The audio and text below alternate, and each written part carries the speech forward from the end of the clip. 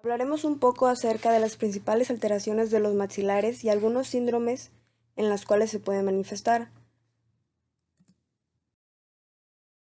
La micrognatia es un término utilizado para describir cuando una mandíbula es muy pequeña, cuando ésta es extremadamente pequeña y puede producir dificultad en alimentación y posteriormente alteraciones importantes como malformaciones dentales.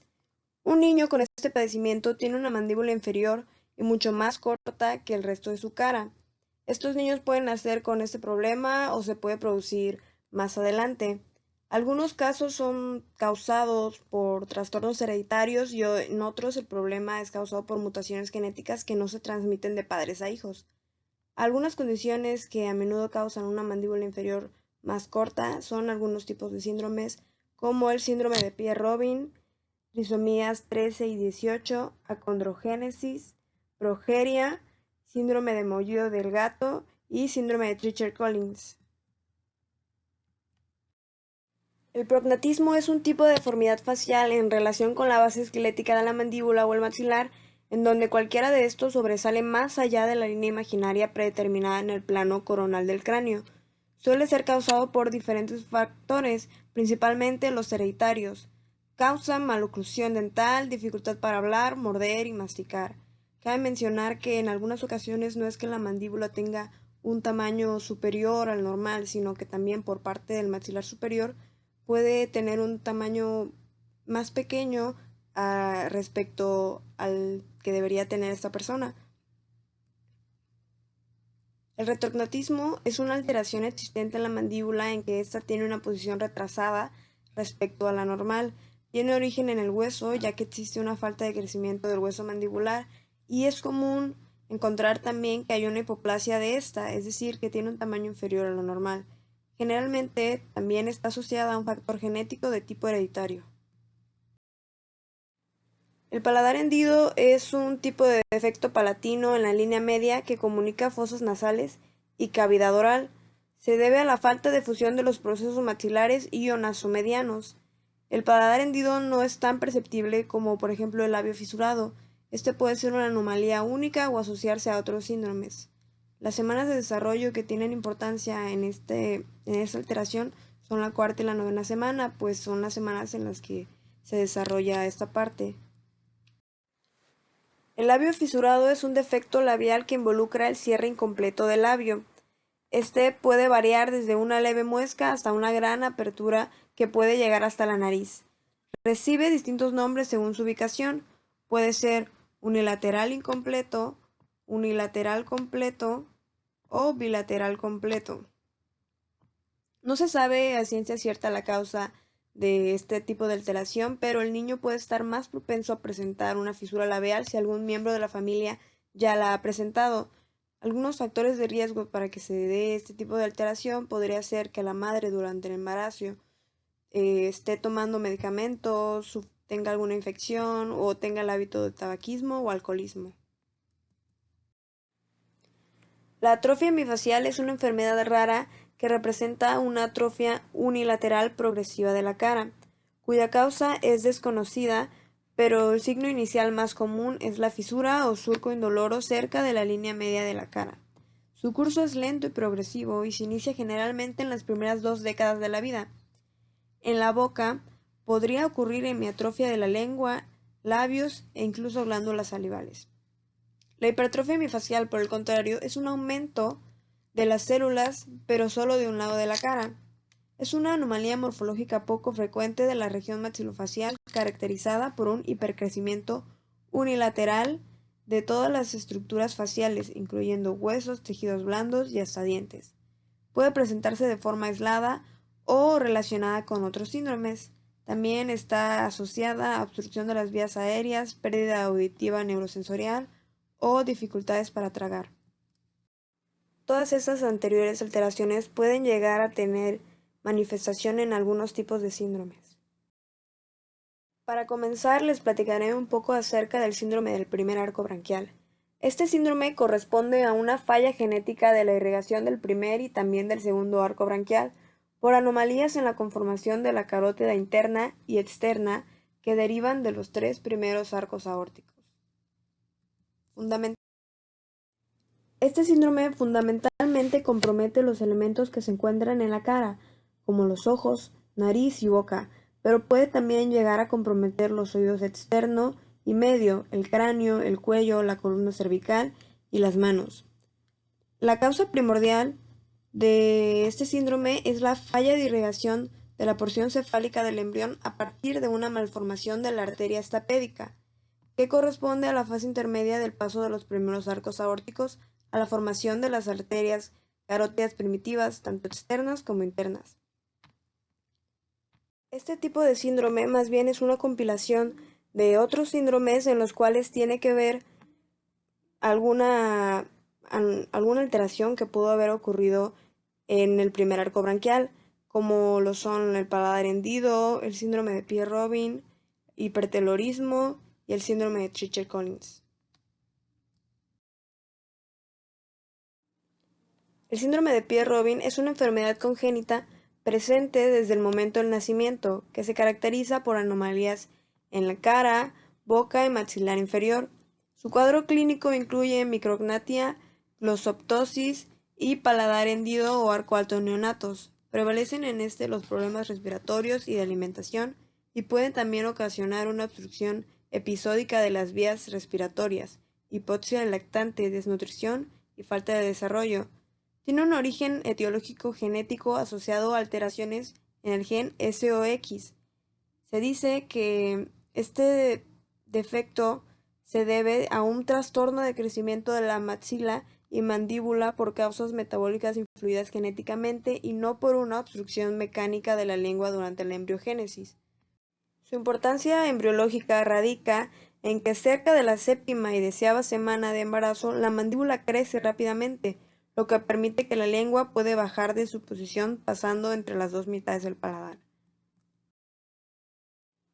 El síndrome de Apert es una alteración de un solo gen, caracterizada por una fusión prematura de las suturas craneales, aspecto craneofacial extraño, paladar muy arqueado, sin dactilia y otras anomalías que en ocasiones incluyen defectos cardíacos congénitos. En esta patología se da lugar a un proceso durante el desarrollo embrionario llamado craneosinostosis, que se refiere a un cierre prematuro de las suturas craneales. Normalmente los huesos craneales no suelen fusionarse sino hasta las 12 o 18 meses aproximadamente en periodo postnatal. La presencia de estos espacios es parte del desarrollo infantil normal, sin embargo, en este síndrome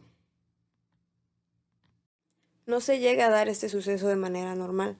Sus causas son el resultado de una mutación genética que se puede heredar de un padre que sufre el mismo síndrome o se puede tratar de una mutación nueva, causada por uno de dos cambios en el gen FGFR2. Sus características generales incluyen malformaciones en cráneo, tercio medio de la cara, manos y pies. A partir de la 18 de gestación ya se puede observar anomalías craneales y sindactilia en manos y pies detectadas en la ecografía. En la semana 20 también se puede observar hidronefrosis, su mejor llamada hidronefrosis fetal, que es la dilatación anormal del conducto urinario.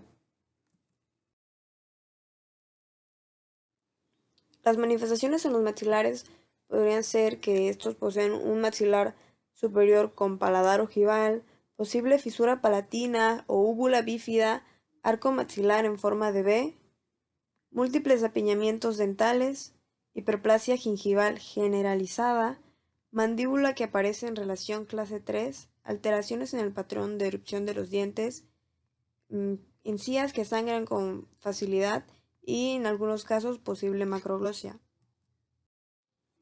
El síndrome de Crowson es una rara enfermedad de origen genético caracterizada por deformidad craneal, hipoplasia maxilar y órbitas superficiales con exoftalmos y estrabismo divergente.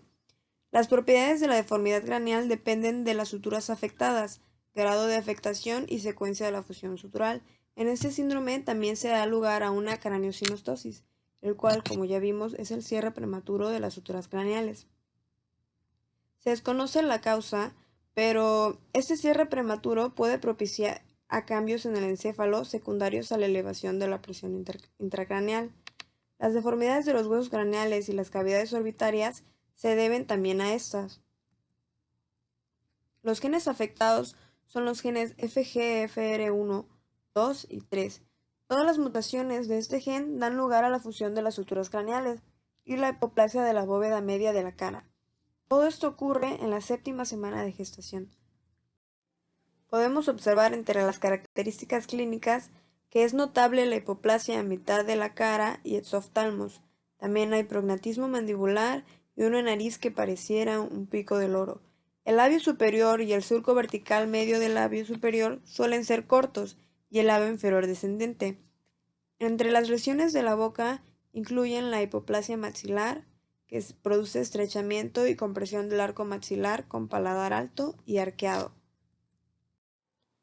El síndrome de Down es una aberración cromosómica común y muy fácil de identificar. También se le denomina trisomía 21, ya que, por lo general, los bebés nacen con 46 cromosomas. Estos tienen una copia extra de uno de estos cromosomas, el cromosoma 21.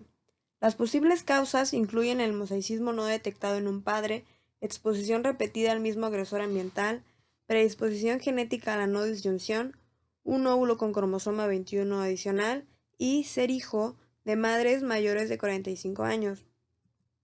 Para detectar si un bebé nacerá con este tipo de síndrome, la prueba se puede realizar entre las semanas 10 y 14 del embarazo mediante amniocentesis, cual es una prueba prenatal común en la cual se extrae una pequeña muestra de líquido amniótico que rodea al feto para poder analizarla.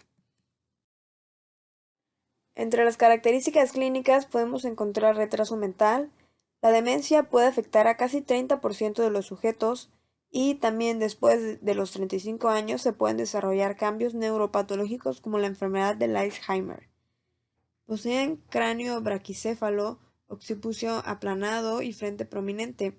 Los senos frontal y esfenoidal no aparecen y el seno maxilar es hipoplásico. Puede haber hipertelorismo ocular, puente nasal aplanado y prognatismo mandibular relativo. En 30 a 45% de todos los pacientes hay alguna cardiopatía congénita. Sus manifestaciones bucales suelen ser muy variadas y específicas para cada región de la boca, sobresaliendo, por ejemplo, la macroglosia, el cierre incompleto de la boca, que haya respiración bucal, etc. El síndrome de Treacher-Collins es una enfermedad genética caracterizada por malformaciones craneofaciales, tales como la ausencia del hueso cigomático. Como ya habíamos platicado, este síndrome se encuentra entre el síndrome del primer arco branquial. ¿Por qué? Porque afecta principalmente a las estructuras en desarrollo de este, y en menor grado también suele afectar el segundo arco branquial. Los individuos muestran un perfil facial convexo, con nariz prominente y mentón hacia adentro.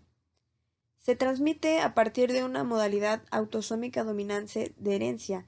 El gen muestra un alto grado de penetrancia, pero su expresividad es variante. La causa de las anomalías anatómicas puede ser un efecto de la arteria stapedial durante la embriogénesis. Todos los síndromes anteriormente mencionados tienen algún tipo de importancia odontológico porque tienen manifestaciones bucales distintas y el trato a este tipo de pacientes es distinto al de los pacientes que no poseen algún tipo de síndrome. Sin embargo, en el último síndrome, que es el de Treacher-Collins, el dentista puede encontrarse también con la dificultad de proporcionar una anestesia adecuada y profunda debido a una gran variación en los canales nerviosos.